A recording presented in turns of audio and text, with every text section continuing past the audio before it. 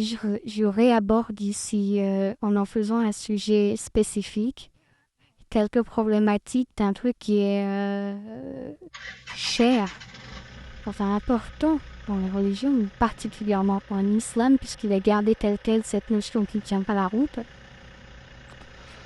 Le jugement dernier et votre comparution devant Allah ou devant Dieu, devant des instances divines, surnaturelles. Alors, il y a une première chose déjà qu'on sait, c'est que la mémoire est matérielle.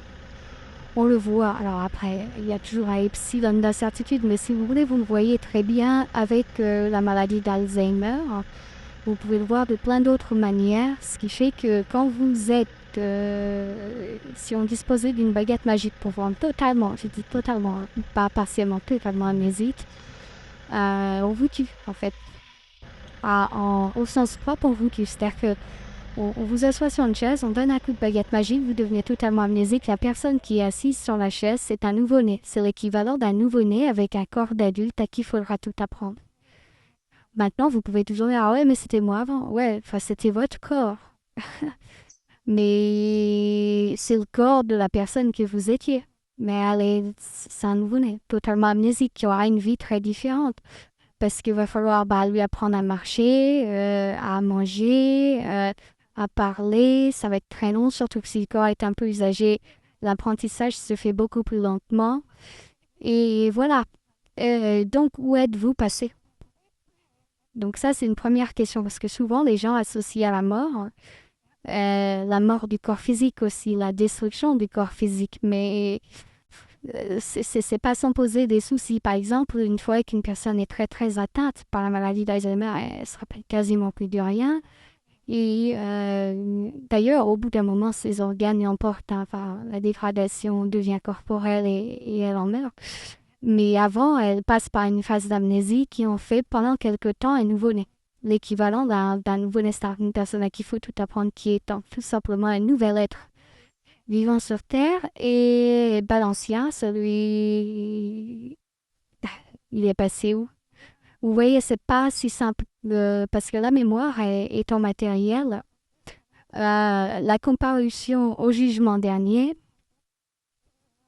va faire que quand vous allez arriver, vous allez être un nouveau-né sur les bancs de la salle d'attente du tribunal de jugement dernier. Et là, voilà, vous vous retrouvez assis sur un banc métaphysique, un banc surnaturel, et puis vous attendez votre tour. On suppose, hein, c'est une image, bien sûr, il n'y a pas besoin de l'attendre. Et puis vous vous demandez bien ce que vous faites là. Vous n'avez jamais rien vu avant. Vous avez des sensations étranges. Vous regardez autour de vous. C'est tout. C'est tout. Ça n'a pas, c'est pas personnalisé. Donc, qu'est-ce qui va se passer? Vous allez entrer dans le tribunal du jugement dernier. Et là, qu'est-ce qu'on va vous dire?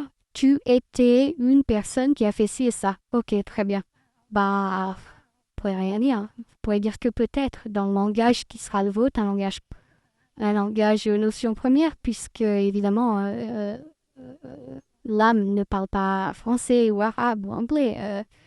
Donc, on vous dira, voilà ce que tu as fait. Et donc, vous êtes dans le tribunal du jugement mondial. Et là, la question, c'est est-ce qu'on vous passe des extraits ou votre vie entière? Parce que là, il y a un deuxième point qui est oublié. Alors, je sais que tout ça, les religieux, ils cherchent pas à réfléchir, ils balayent toutes ces contradictions, ces objections, ces incohérences d'un revers de la main. Mais si on repasse que des extraits, ça fait comme un procès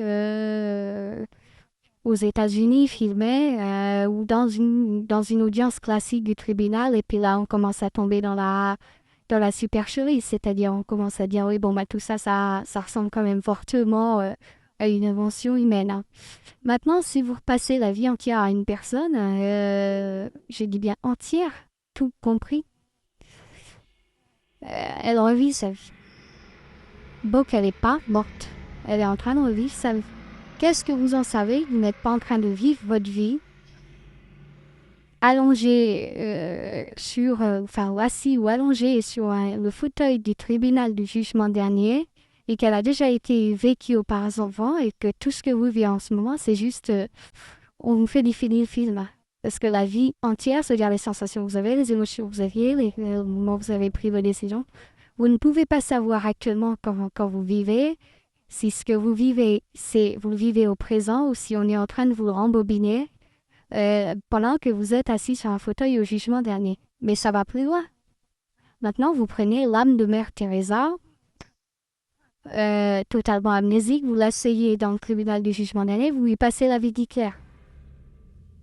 Bah, qu'est-ce que... Si vous voulez, elle est en train de vivre la vie d'Hitler, mais à quoi ça sert de dire elle? Puisque c'est la vie d'Hitler qui est en train de se dérouler dans son âme, et en plus, elle a l'impression d'être au présent. Parce que si elle n'avait pas l'impression d'être au présent, ça voudrait dire une petite fenêtre qui s'ouvre en disant vous pouvez appuyer sur pause, le temps d'aller boire un café, etc. Ça, ce n'est plus la vie que vous avez eue. Vous voyez? Donc, et puis alors, bon, voilà, vous passez la vie de Hitler à Mère Teresa, et donc vous faites croire à l'âme de Mère Teresa qu'elle a été Hitler. Et puis après, bah, vous arrêtez le film et puis vous dites, bah, tu comprends, on va t'envoyer en enfer. Bon, ok, très bien.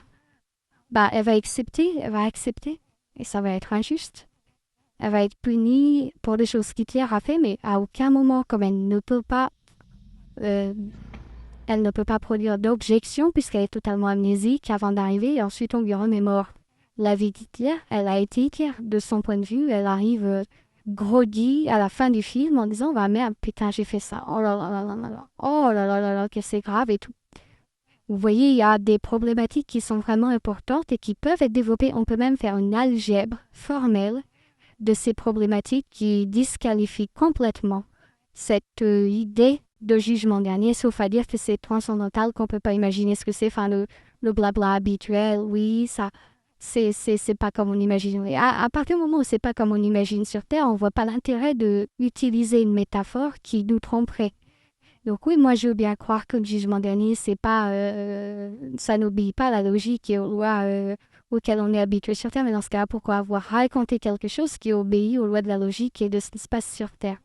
Ensuite, pour terminer, parce que je ne veux pas faire plus de 9-10 minutes, on punit pour un péché, hein, c'est un chantage la punition, c'est pour pas que vous agissiez.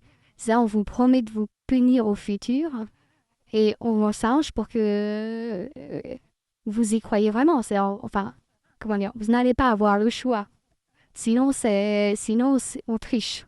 On triche et surtout, on est inexcusable. La punition, c'est un contrat, c'est un chantage qu'on vous fait afin que vous fassiez pas ceci, cela. Maintenant, si vous commettez le crime afin de dissuader les autres, on va vous taper dessus.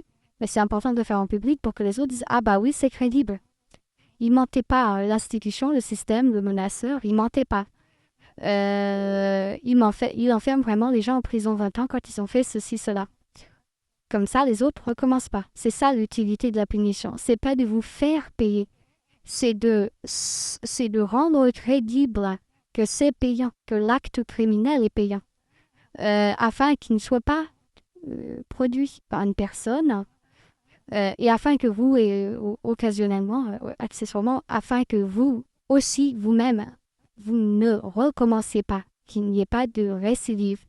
En souvenir de la punition des 20 ans de prison, on se dit, voilà, la personne, elle a été enfermée 20 ans, elle va peut-être pas recommencer. Cela dit, l'enfermement d'ailleurs, hein, c'est quand même un truc assez spécial. Mais bon, passons. Maintenant, au jugement dernier, le problème, c'est que vous laissez les gens libres d'y croire, donc en fait, vous les piégez parce qu'ils ne font pas du tout, voilà. Et c'est surtout que ça sert à rien. Il n'y a personne à dissuader. Donc, à la fin des temps, je dis à la fin des temps, quand plus rien ne se produira après, rien de concerné. Si vous êtes face à Hitler, il faut l'épargner. Pourquoi? Parce que sinon, vous allez affliger une souffrance de plus qui sert strictement à rien. Vous allez faire souffrir une entité ressentie